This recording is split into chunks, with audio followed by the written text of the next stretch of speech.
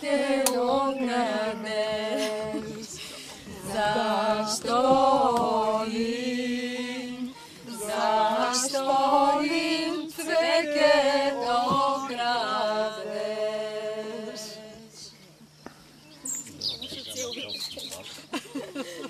Аз правя, да не говоря. Чакай пак аз. Атрактивен оператор.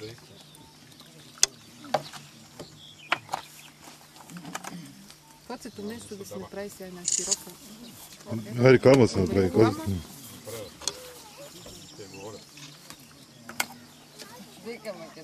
Не обърни обратно. Не, надписа да не е към камерата, че ще... Обърни обратно, бе, като. Няма. Много колеги. Как берем? Няма ли да се снимем? Да ние хубаво си говорим тук.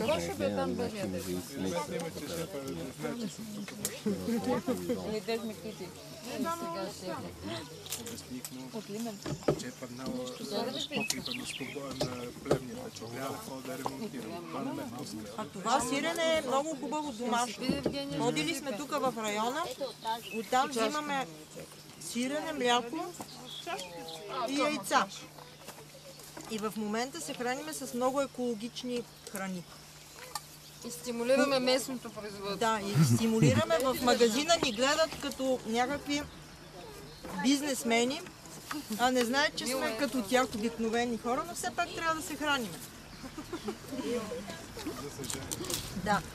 Прясното мляко го подпасваме, от него правим таратор, айран, за закуска, за вечеря и така. Със слънце, със слънце. Да. А ние нямаме голяма потребност от храна, защото се зареждаме сутрин на слънце. Благодаря. Качествена храна имаме потребност. Малко ми е малко. Някои са на етап, които Ще се хранят. За твоята идея.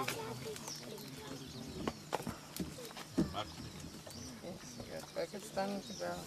Сега заговори за храна.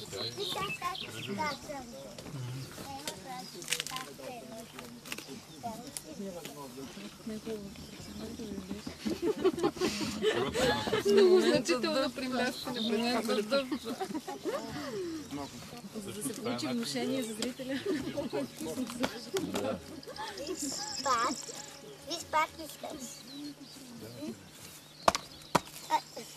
Това е страхотен сок, взимам рецептата. не може, това е професионална техника. Това е патентовано. Патентовано ще ми да. Ти Може да си им поръчваш Съм сок. говорила още с Може да си поръчваш сок.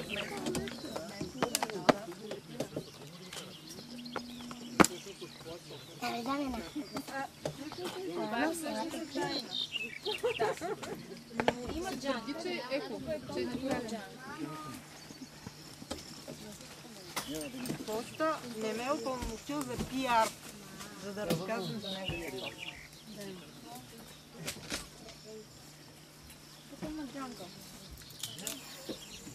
Първи път. Трябва да търсите блоките.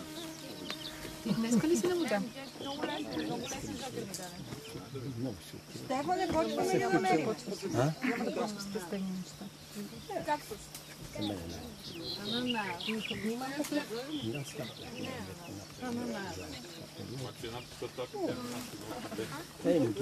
Като и казваш как ще вярвам.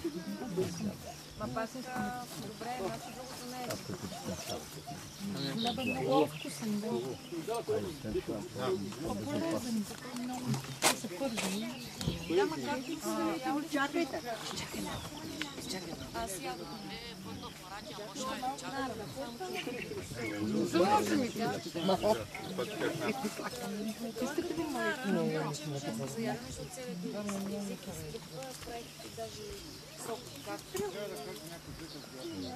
Трябваше да има една розичка.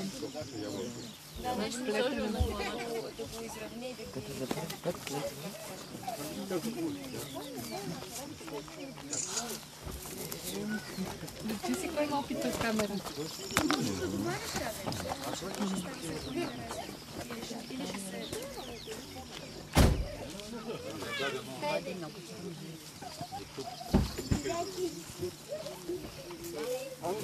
Тук да има, но не може да. Къде са ровените? Говорим за на нас. Ограничени количества.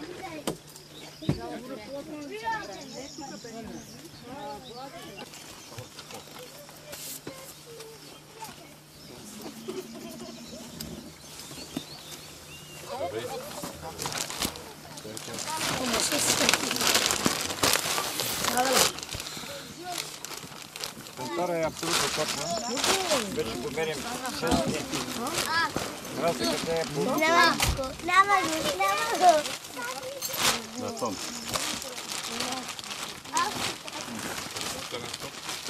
Я дигай сега. Направи места така, че да се вижда. Точно 17. Пускай. На котва. Готово ли? Пускай. Има човек, който да каже. На котва. На бисер.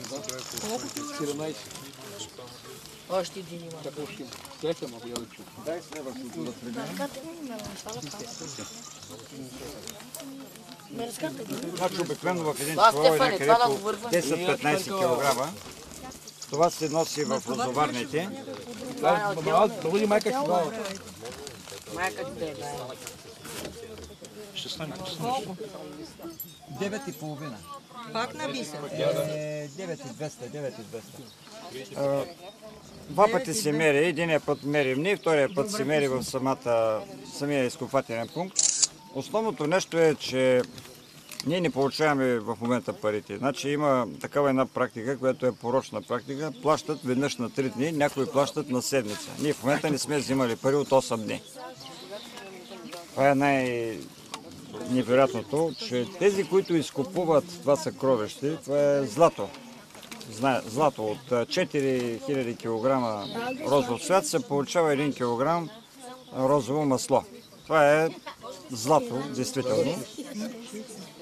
Това нещо, ако не се заплати, значи фактически се оказва, че той, който взима върха на пирамидата, есенцията, той ни плаща на тия обикновени хорица, които ги виждате, по 50 стойки, които получават от нас.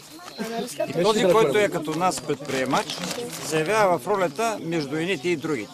Единият, който е високо горе на пирамидата, някои са от босовете, а другите, които са тези нишите, както ги наричат, раята. В момента това са българските цигани. И това е най-големият парадокс, че българският народ като че ли отказва да разбере такава проста фактическа история. Това са фактите. Това трябва да се приключи естествено, тъй като не може да говорим в момента за Европейския съюз, когато в момента се развиват тези абсурдни ситуации. И хората, които идват в момента тук на посещение в България, нека да имат любезността да дойдат и да изследват процеса. Политкомисари и не знам какви си госпожи Миглени Куневи да дойдат тук да ги видят как бират. Когато те бират тук заедно с нас, тогава ние ще имаме доверие. Иначе не вярваме на никакви в момента управници. Това е в момента истината и нашата работа е да я разкриваме, да се направи анализ на ситуацията и да си коригира. Това болестно състояние, което е в момента създадено, трябва да приключи. Тъй като, отново повтарям, розата ще се разсърди и когато се разсърди, облаците отгоре над България могат да започнат да се сгъстяват. Тогава ще има градушки, тогава розовата долина няма да бъде такава красива, каквато е сега. На българския народ му е дадено едно съкровище от Господа и той е длъжен да го стопанисва. Аз лично благодаря на всички цигани, тези, които в момента берат роми от Чирпан, защото те изпълняват нашата работа. Ако чакам на българите да го берат всичко, няма да го берат нищо. И това е с няколко думи. Така, благодаря за отзивчивостта, че успяхте да заснемете този малък кадър от българската абсурдна действителност. Кой ще мери следващия? Има ли други? Няма нужда повече.